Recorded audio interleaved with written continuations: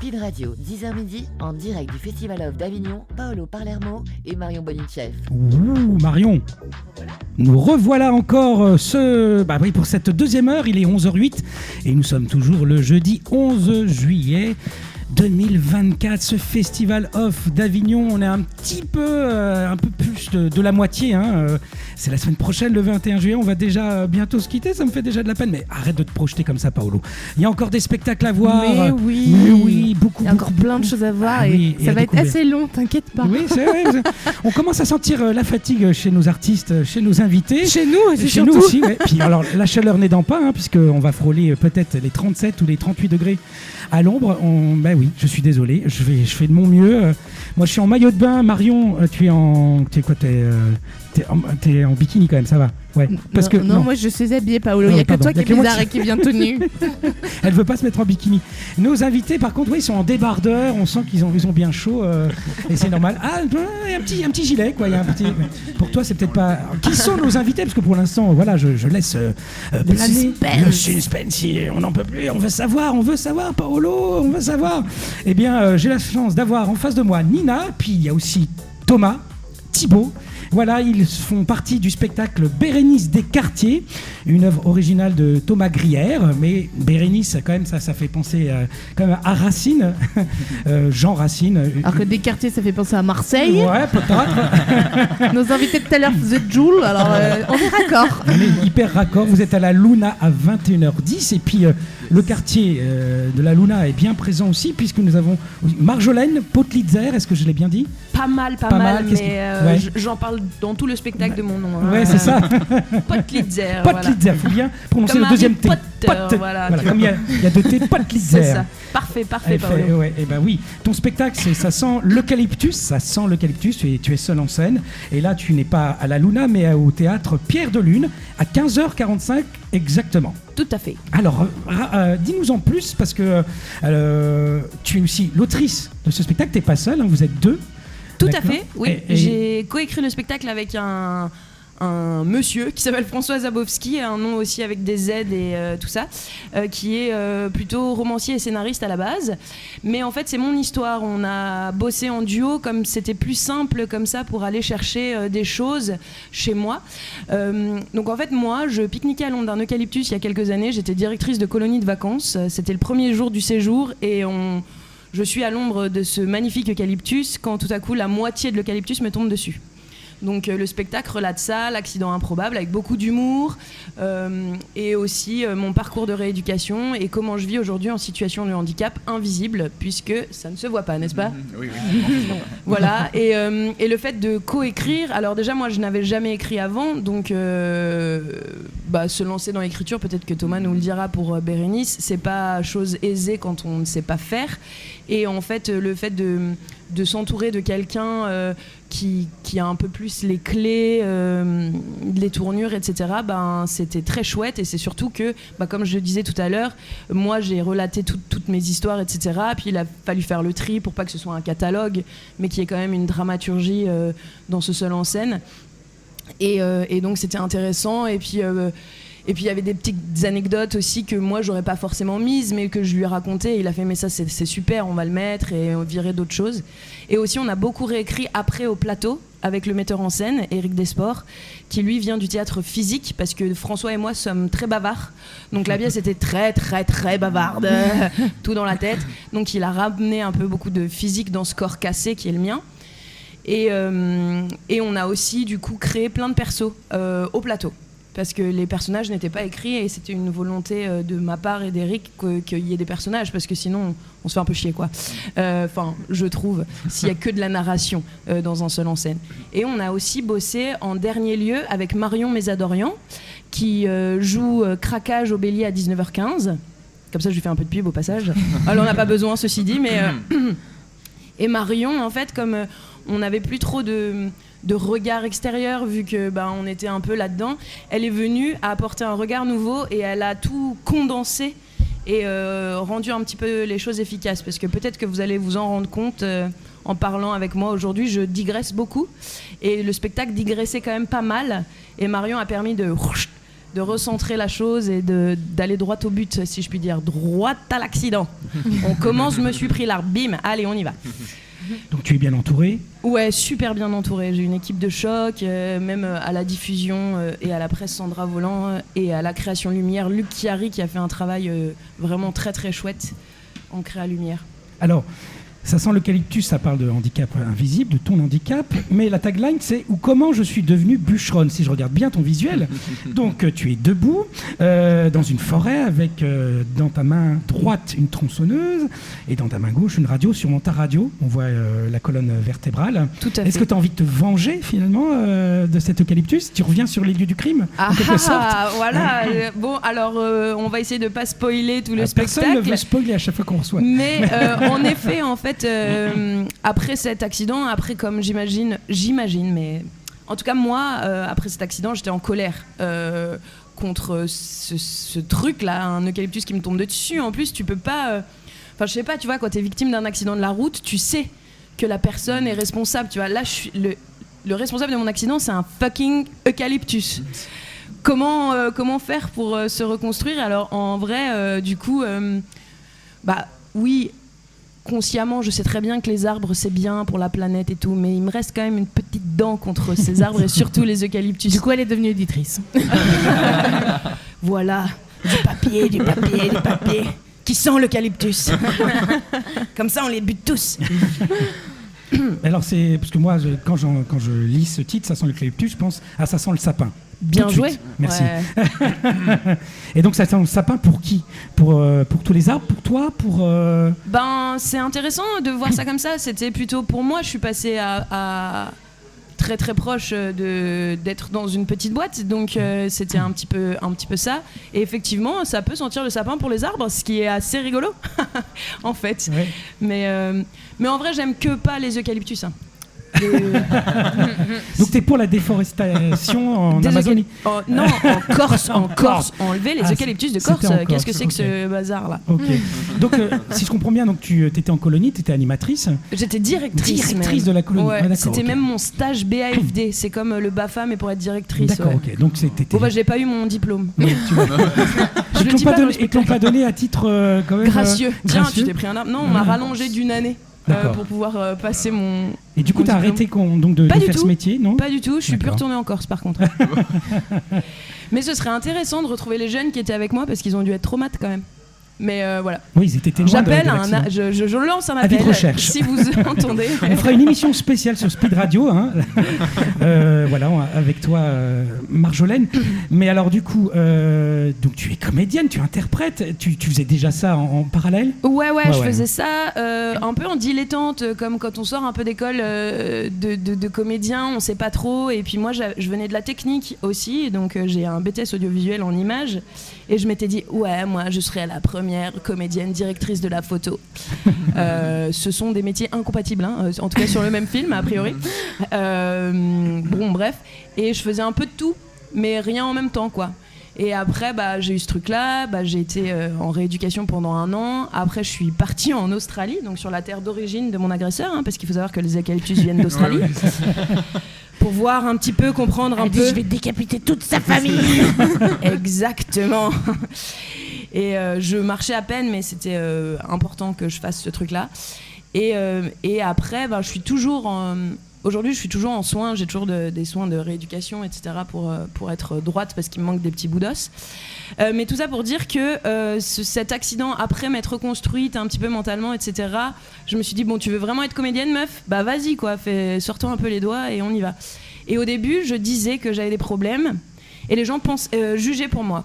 On me disait, non, tu peux pas avoir ce rôle, tu peux pas avoir ce rôle, tu peux pas avoir ce rôle, alors que j'ai toute une armée de médecins avec moi, de kinés, de trucs comme ça qui me disaient oui. Donc je l'ai caché pendant un temps pour pouvoir jouer. Et après, je me suis dit, ça suffit. Et comme mon entourage m'a encouragée à en faire un spectacle, et maintenant c'est un peu mon étendard. Je suis la comédienne en situation de handicap invisible. Et j'ai été prise dans Vestiaire, par exemple, la série avec les Andis sur France Télé, grâce à ça. Et voilà, et maintenant c'est... Comme en France on aime bien les étiquettes, mon étiquette c'est ça. Je suis handicapée, mais invisible. Donc je peux jouer des rôles de valide, ce qui est plutôt cool. Bah oui. Bah, profites-en. Voilà. Mais on continue à juger pour moi, hein, Eh parce oui, qu'une oui, femme, mais- une femme, Ce serait Oh là là. handicapée, laisse Oh. tomber. On pourrait dire que c'est justement le message que tu souhaites faire passer au travers de ce spectacle. De ne pas juger. Oui. Tout à fait, c'est exactement ça. Ouais. Ben, je raconte des anecdotes dans le spectacle, mais je vais vous en raconter une autre qui n'est pas dans le spectacle. En fait, ça c'est une phrase du spectacle. Je dis le plus difficile avec le handicap invisible, c'est les gens. Ils te croient pas. C'est vraiment vrai. Et par exemple, j'étais au festival de jazz à Vienne, parce que je viens de Vienne, et il y a 2 plateformes. Il y a une plateforme pour les fauteuils et une plateforme pour les PMR, les personnes à mobilité réduite, qui ne sont pas en fauteuil, mais qui ne peuvent pas monter les escaliers du Théâtre Antique. Donc moi, j'étais là avec mon compagnon, puisque j'ai le droit à un accompagnant en général. Et là, il y a une dame qui s'assoit. Et elle se fait virer. Elle fait « Non, mais madame, vous ne pouvez pas être là, vous n'avez pas la carte, etc. » Et elle hurle, elle est pas contente, elle fait un scandale, elle fait « Mais cette jeune fille là, pourquoi elle est là ?» Je fais « Madame, moi j'ai une carte, donc je la sors. » Et elle me regarde, et comme si c'était un club, elle fait « Et comment on fait pour avoir la carte ?» Oh là là. Voilà, et je la... Alors tu te prends un eucalyptus dans la gueule, enfin, tu fais en sorte qu'il se renverse sur toi, et là peut-être que... Voilà, et il y en a plein des anecdotes comme ça, enfin voilà. Donc effectivement, si ça peut aider à ne pas juger au premier regard, À prendre conscience, en à tout prendre cas, conscience de la différence, même si elle ne se voit pas, même s'il y a beaucoup de différences qui se voient, et d'apporter un petit peu de bienveillance, c'est un peu le message du spectacle en effet. Ça sent l'eucalyptus, c'est donc au théâtre Pierre de Lune à 15h45 jusqu'à la fin du festival, jusqu'au 21 juillet. Face à moi, nous avons 3 des interprètes de Bérénice Descartiers et l'auteur. Eh oui. C'est pas rien, attention, il est au centre. Donc c'est une adaptation, hein, vraiment adaptation de Bérénice de Racine. Bérénice Descartiers, plongée au cœur de la vie de quartier, une pièce qui mêle donc le rap, de la musique, de la danse, tout en préservant la forme alexandrin, bravo, qui a été quand même modernisée par vous. Thomas, qu'est-ce qui vous a pris par la tête? Pourquoi reprendre Bérénice? Non mais, moi quand j'entends Bérénice, je me replonge à mes années collège et lycée. Non. Pourtant, moi je suis un théâtreux, j'adore la tragédie. Je suis comédien aussi, mais pourquoi tout d'un coup cette envie? Eh ben justement, moi ça rejoint un petit peu le parcours de Marjolaine. Avant je faisais du parcours, du yamakasi. Donc j'étais prof, je gagnais ma vie avec ça et j'ai eu de lourdes conséquences sur mon dos après une chute. Est-ce que tu peux rappeler Yamakasi, c'est faire des sauts Faire des périlleux en saltos deux sur les toits, dans la rue, ouais. tout ça. Ok. Et, Les Spider-Man malade. urbains. c'est ça, Spider-Man urbain. Et du coup, après cette chute, je pouvais plus pratiquer mon sport ni ma passion. Je suis resté au lit pendant 1 an. Avec les problèmes de dos, j'ai perdu énormément de poids. Je suis tombé à 45 kilos. Et je ne faisais à l'époque, pas du tout de théâtre, jamais de ma vie. Et à 20 ans, avec ces problèmes de ne plus pouvoir faire ma passion, je découvre le théâtre. Je pars au cours Florent et on me donne le rôle de Titus. Et j'avais jamais lu, je viens pas d'un milieu où j'ai eu la chance de côtoyer les théâtres ni la littérature. Et je découvre la pièce de Racine, je ne comprends rien. T'es pas le seul, hein, t'es pas le seul. Non plus, on n'a toujours pas compris. Hein. Non, c'est pour ça qu'on va aller voir Bérénice Descartiers. Exactement, c'est fait pour. Et justement, en fait, quand je l'ai eu compris, je me suis dit c'est tellement dommage de passer à côté de ce message universel. Cette histoire est intemporelle, elle se répète dans les histoires d'amour, tout ça. Et ma volonté, c'était de pouvoir l'expliquer aux gens, dépoussiérer un petit peu l'alexandrin, tout en simplifiant l'histoire, en l'actualisant, en y mettant du rap, tout ça, parce que ça me passionne aussi. Et je me suis lancé dans l'écriture après les études, et on est parti sur Bérénice Descartiers, on a atteint cette forme, j'ai trouvé mes comédiens, et on prend du plaisir au plateau, et tout le monde y met sa petite patte. Alors comment tu as trouvé tes comédiens d'ailleurs? Comment tu les as rencontrés? Mais la plupart, ce sont des amis, on s'est rencontrés au cours Florent. Sauf moi. Oui, sauf toi qui as passé un casting. Voilà. Mais t'as été pris quand même, donc si t'es là, J'ai été pris, donc je suis content. C'est qu'il est très très bon.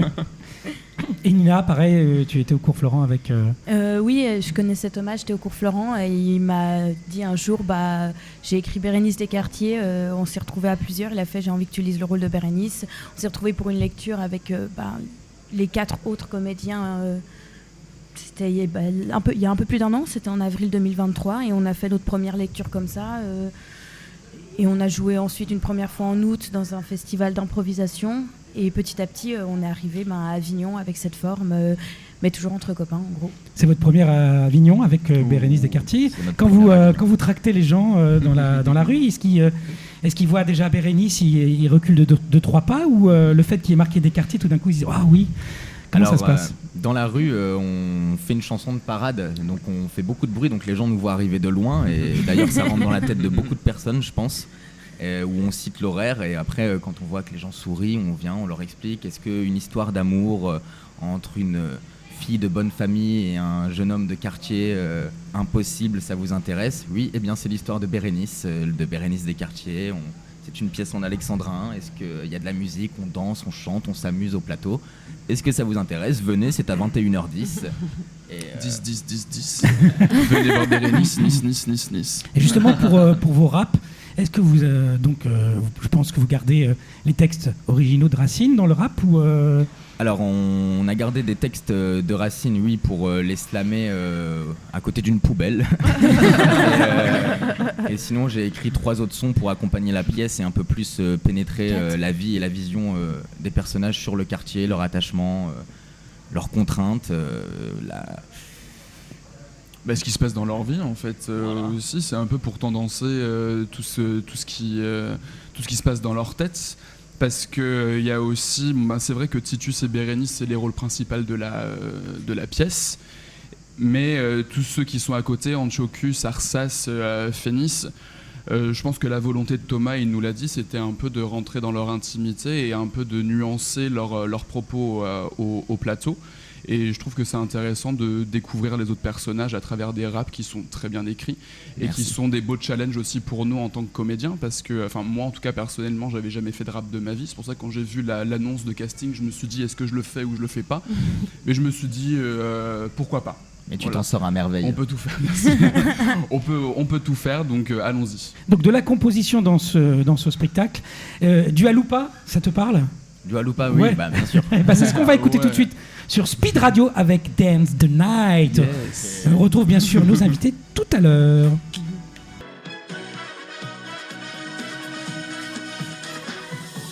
Speed Radio, 10h midi, en direct du Festival of d'Avignon, Paolo Palermo et Marion Bonichev. Paolo 11h30, Palermo. Palermo. C'est bien, ça me donne un peu comme ça, un peu belge. J'ai de la famille en Belgique en tant que Sicilien, on est nombreux. Palermo. Et toi, Marion Bonichev, on le dit bien. Oui, Ouais. mais moi je suis pas belge, mais Non, j'adore toi- les frites. Oui, je sais, elle en réclame. Elle veut d'ailleurs connaître où est le lieu à Avignon où on mange les meilleures frites. Si vous avez Ouais. la réponse, mes chers invités. Envoyez 7 14 15.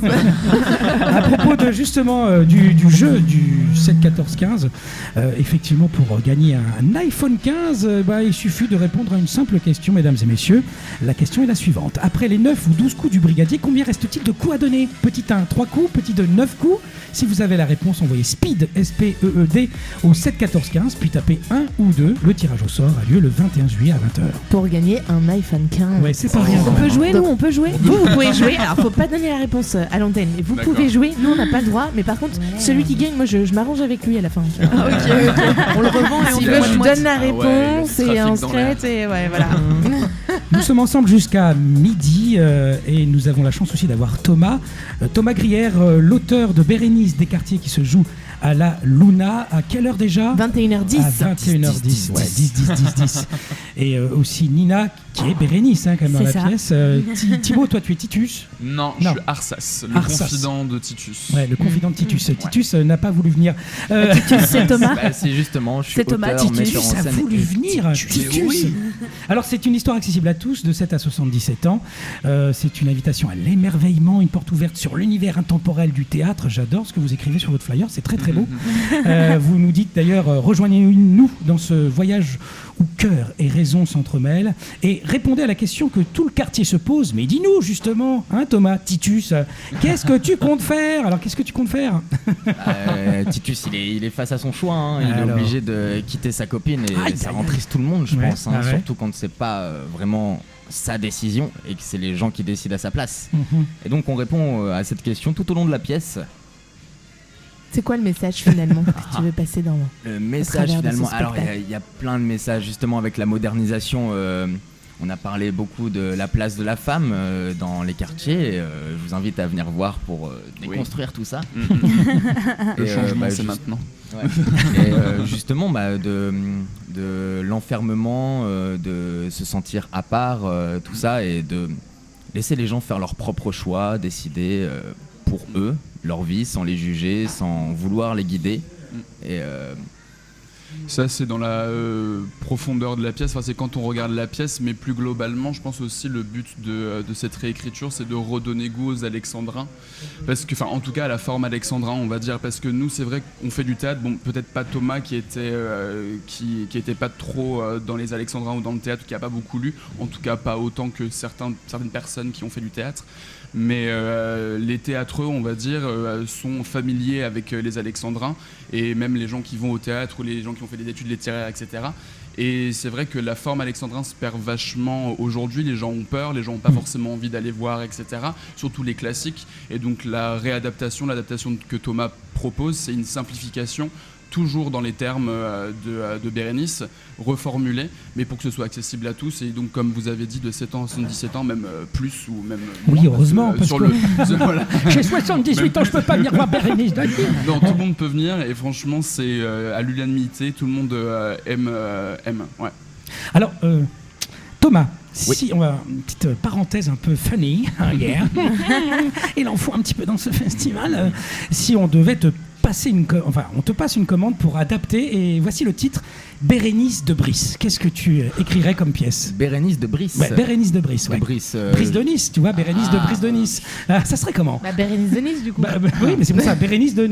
Alors moi, je Bérénice de Brice de Nice, ouais, carrément. Alors ça serait quoi l'histoire de Bérénice de Brice de Nice? Eh bien, Titus serait un surfeur. Yes. Et Bérénice serait une vague. Ce serait une métaphore, et on lui interdirait de. Il attend la sa surfer. Bérénice. Ouais, elle vient pas. Et voilà. Excellent, c'est dans quel théâtre à Avignon qu'on peut voir Bérénice de Brice de Nice alors? Tu choisis ton lieu? Au théâtre de la plage. Bah oui. Je sais pas si ça s'appelle comme ça, mais, Au théâtre de la plage, pardon, à 23h35. Ok, attention, maintenant on te dit, Thomas, écris-moi Bérénice ou les sucettes à la Nice. Oh là là. J'essaierai de ressusciter Gainsbourg et de lui demander énormément d'aide pour ce texte. D'accord. Est-ce que l'écriture automatique, tu connais ça? C'est-à-dire que tu fais appel, comme ça, tu allumes une bougie, tu fais appel à des auteurs disparus, et puis hop, tu laisses ta plume comme ça sur le papier, et puis t'as Serge Gainsbourg qui écrit pour toi.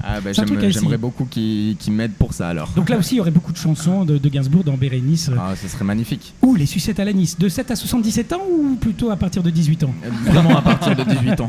Et enfin, Tout dernier... de suite, oh là là. c'est pas mal. Mais on peut Oh faire là des là. sucettes à l'eucalyptus aussi. Ah oui, c'est voilà. vrai. Je sais pas Ouais, si c'est... Ouais, ça peut être bon. Ça débouche les bronches. C'est vrai. Et enfin, dernier spectacle, Bérénice Kiss Kiss Bang Bang.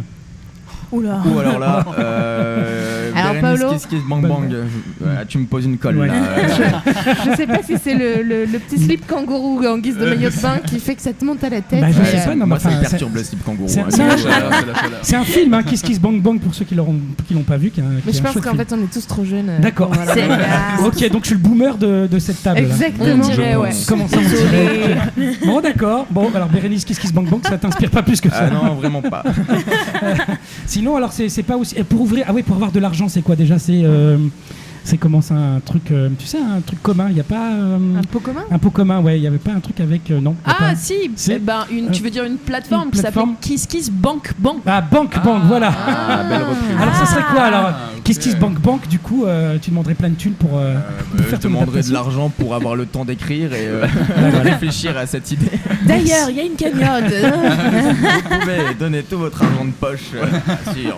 Bon, merci pour cet instant Fanny sur Speed Radio du 10h midi. Je me tourne vers Marjolaine Potlitzer. Oh super. Merci, mais maintenant que tu m'as donné le tips, je sais.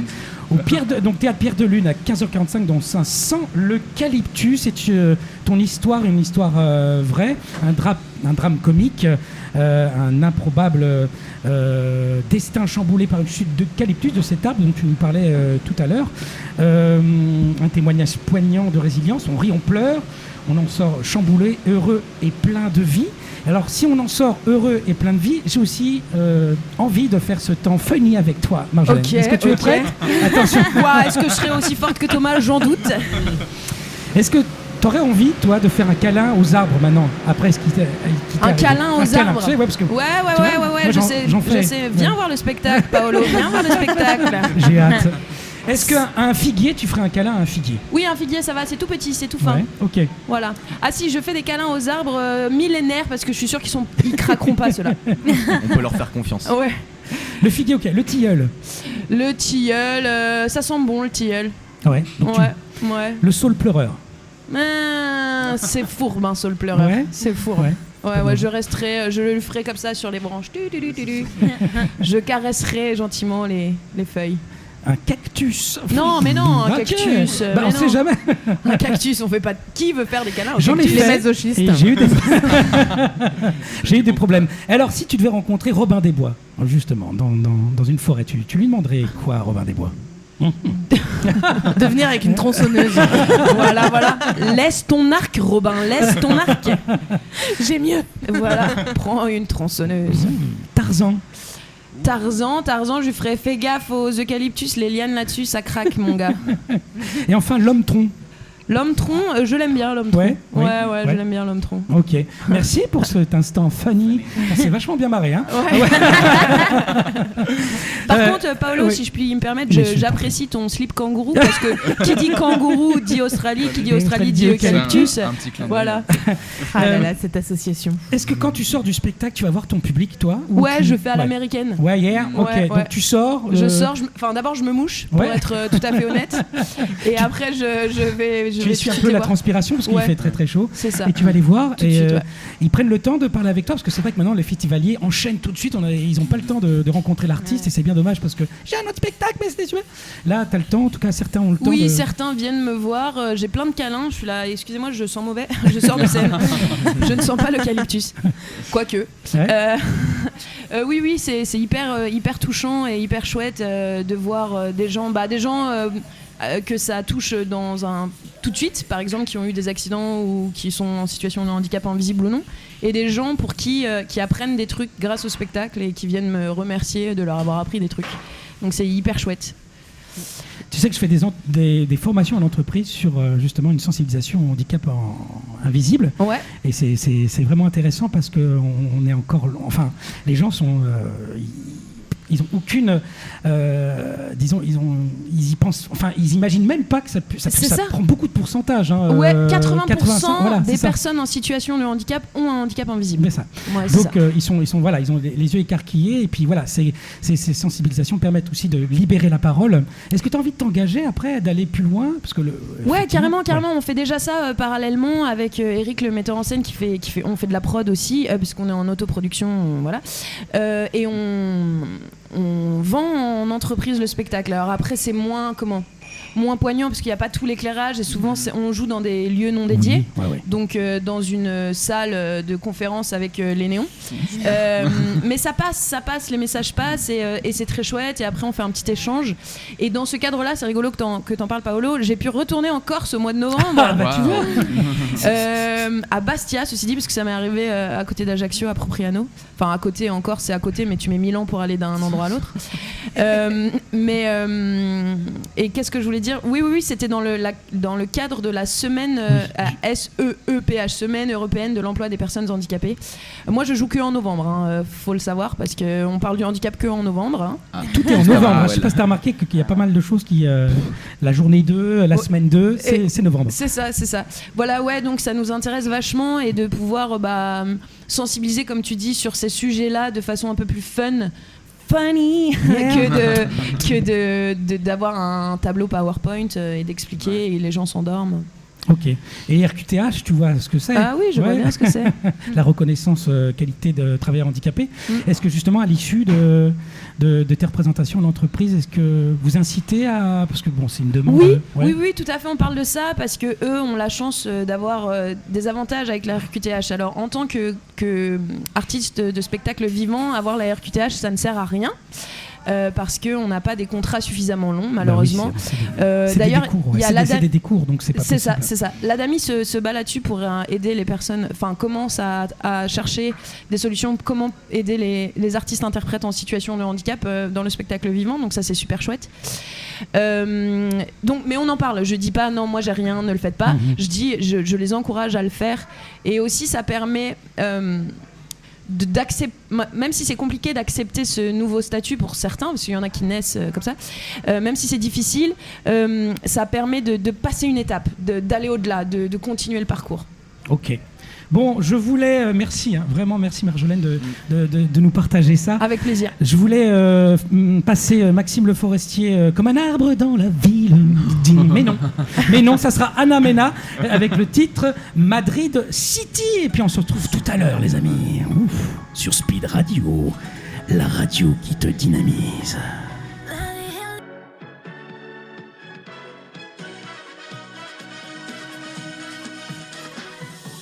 Speed Radio, 10h midi, en direct du Festival of d'Avignon, Paolo Palermo et Marion Bonichev. Et oui, on est toujours là. Et oui, on est là même. Puis samedi, on va revenir samedi, puis mardi suivant, puis le jeudi suivant. Et puis la dernière, le samedi 20. Ouais, nous, le samedi 20 juillet, ça se termine dimanche. Ça sera notre dernière mission, tous les deux, de 10h midi en tout cas. On s'éclate bien ici au Bar Namastrio, en direct sur Speed Radio, la radio qui te dynamise, la radio où la culture et le théâtre sont au cœur de chaque émission. Et nous avons nos superbes invités autour de la table. L'équipe, bien sûr, de Bérénice Descartiers, ça se joue à la Luna à 21h10. Et puis nous avons aussi Marjolaine Potlitzer dans son spectacle Ça sent l'eucalyptus au théâtre Pierre de Lune à 15h45. D'ailleurs, ça sent l'eucalyptus. Est-ce que tu as pensé à faire cette pièce en odorama? Écoute, on voulait faire ça, mais il y a des gens qui sont allergiques. Ah mince. Ouais. Okay. Mais quand on tracte, on pchite nos tracts. Ah, ok. Ouais, on a un petit spray à l'eucalyptus. Moi, je me suis dit, tu pourrais distribuer des bonbons d'eucalyptus, tu sais. En même temps, ah ouais. Les gens, ils seraient là en mode, je mangerais bien un peu un bonbon, tu vois, ils penseraient à toi. Peut-être. Ah, oui, c'est vrai. Mais déjà, le fait de pchiter les tracts, c'est pas mal. Bah ouais, parce qu'en plus, si on s'évente un peu c'est après, ça. Non, celui-là, il est pas pchité. Il est pas pchité. J'ai pas mon spray, désolé. Bon, c'est dommage. À la radio, on aurait bien aimé sentir ce spray. Désolé. Parce qu'il fait chaud, donc on commence un peu à sentir un peu. Mais pas l'eucalyptus. Nina est là, qui joue Bérénice. On a Thomas qui joue Titus, et aussi l'auteur de la pièce. On a Thibaut qui joue, alors je me souviens plus, mais Arsas. On le retient moins, lui, Arsas, de mes anciens cours au collège ou au lycée. Et il nous manque Naomi et Léon. Qu'est-ce qu'ils font alors dans la pièce Naomi joue Phénis, et Léon joue Antiochus. D'accord. Alors, donc c'est pas en odorama, Bérénice Descartiers. Non, du pas, tout. parce qu'on parle de poubelle. Il vaut mieux éviter. Mais le décor, il est comment et les costumes sont comment, puisque c'est modernisé, puisque c'est adapté? Est-ce que c'est on peut en savoir un peu plus? Justement, alors le trône de Titus est une chaise de camping Décathlon, complètement dorée pour le côté bling bling. On a une espèce d'arche avec des immeubles dans le fond sur un drap. On joue avec les ombres dans la mise en scène et on a installé 2 poubelles pour faire une assise. Il y en a une qui est allongée et une qui nous sert de confident avec un lampadaire. Mais ça, je vous laisse découvrir tout au long du spectacle. Et côté costume, c'est quoi? C'est très... côté costume, la plupart sont en survêtement. Au moins, c'est pratique pour jouer et très confortable. Ouais. Exactement. Et on a des vestes avec des couronnes de laurier dans le dos pour symboliser le ralliement du quartier et toute cette secte que nous créons dans cette pièce. Ok, super. Les Embrumés, alors c'est votre compagnie? C'est ça. Ok, vous avez monté exprès pour Bérénice Descartiers? Oui. Les Embrumés parce qu'on a la tête artistiquement dans les nuages. C'est beau. C'est magnifique. Marjolaine. Pour un spectacle qui se joue en plus à la Luna. Oui. Poétique. C'est le quartier de la Luna. Marjolaine, si, quelle est ta réplique préférée quel est ton rendez-vous préféré dans ton seul en scène? Est-ce qu'il y a un moment où tu dis, quand je sors cette phrase, waouh, elle fait mouche à chaque fois, ça fait rire, ou alors tu sais que ça résonne auprès des spectateurs? Je dirais la fin du spectacle, alors je vous le dirai pas parce que il y a une petite cliffhanger, donc voilà. Parce que je suis contente. En fait, c'est un spectacle vraiment drôle, parce que se prendre un eucalyptus, c'est quand même drôle. Mais il y a quand même des moments d'émotion et la fin est plutôt émotionnante. Ok. Donc t'aimes te retrouver, d'aller vers cette fin. En tout cas, tu sais que ça m'appelle. Ok. Et parmi les vers que vous déclamez, tranquille. C'est lequel alors? Quel vers Alors, moi, je dis 2 très très jolis vers qui ont été écrits par Thomas, où je dis, sans plus d'espoir encore, j'attends peut-être en vain un heureux désaccord, mais jamais il ne vint.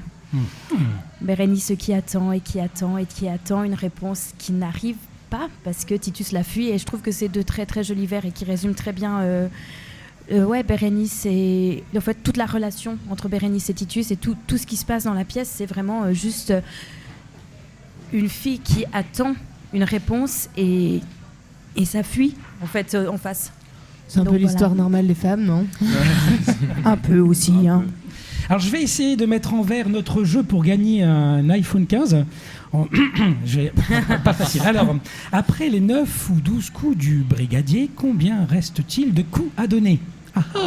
Petit 1, 3 coups. Petit 2, 9 coups. Ça rime aussi, c'est très bien. Si vous avez la réponse, envoie speed au 7 14 15. Et si tu es un hybride, j'arrive plus à faire la suite, mince. Bon, si tu as la réponse, tu tapes 1 ou 2. Et le tirage au sort, bien sûr, c'est le 21 juillet à 20h. C'est le moment tant attendu de nos auditeurs. C'est la phrase de l'heure. Ah, ça rime, de Marion. Oui, la phrase de l'heure, hein, on rappelle qu'était à la base la phrase du jour, mais on se dit tiens, on va faire varier ça par rapport à chacun de nos invités. Et donc pour cette heure-là, j'ai choisi la phrase suivante. Rêver, c'est franchir les frontières du monde physique, c'est entrer dans la lumière pure, c'est être illuminé et donc illuminer le monde à l'intention d'autrui. C'est de Shashi Deshpande. Et moi, ça me fait penser au fait que nos invités sont des voyageurs aussi, de par leur imaginaire débordant. Et l'art avec lequel ils nous font voyager, ils nous amènent à nous émouvoir et à prendre conscience aussi de notre monde et son fonctionnement, parfois et souvent même défaillant, je dirais plus dysfonctionnement, dans le but d'aller vers un monde meilleur. Wow. Bravo Marion. Ouais, je pense que tu vas avoir une émission qui va s'appeler Les phrases de l'heure. Voilà, et tu vas en sortir plein, même s'il n'y a pas d'invité. Et ça peut être très très très chouette. Le mot pour conclure, c'est un mot que je vais vous demander à chacun, mais un seul mot. Voilà, c'est pas facile, c'est la contrainte.